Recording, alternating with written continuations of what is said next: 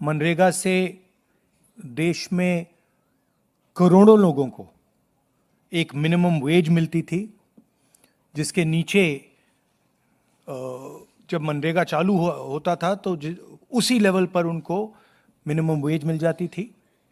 और मनरेगा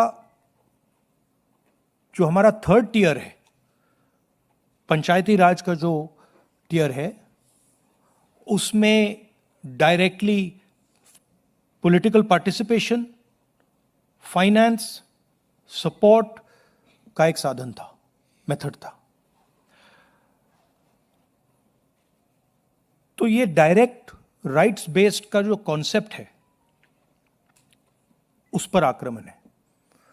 दूसरी बात, जो फेडरल स्ट्रक्चर है, स्टेट्स का जो स्ट्रक्चर है, उस पे भी ये आक्रमण है।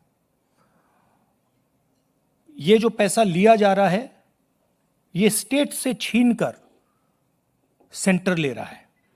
तो ये concentration of power, concentration of finance है। इससे देश को नुकसान होगा। इससे जो गरीब जनता है उनको नुकसान होगा, उनको दर्द पहुंचेगा, उनको कष्ट होगा।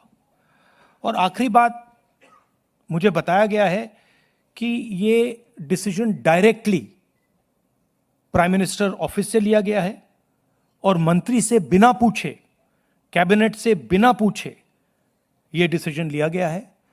इससे आपको आज की हालत क्या है उसके बारे में पता लगता है कि वन मैन शो चल रहा है और जो भी नरेंद्र मोदी जी करना चाहते हैं वो करते हैं, और पूरा का पूरा फायदा वो ही 2-3 अरबपतियों के लिए है। आप देखना, ये प्रोग्राम कोलैप्स करेगा, राइट्स बेस्ड आर्किटेक्चर कोलैप्स करेगा, इससे रूरल इकोनॉमी को नुकसान पहुंचेगा, और यही पैसा नरेंद्र मोदी जी अदानी और अंबानी जैसे लोगों को पकड़ा देंगे। Thank you. धन्यवाद, धन्यवाद। No, they English for south. So Venugopal ji, he wants me to say it in English. आप अंग्रेजी में बोलेंगे?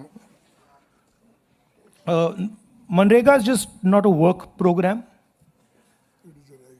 It is a conceptual framework, development framework that, by the way, has been appreciated across the world.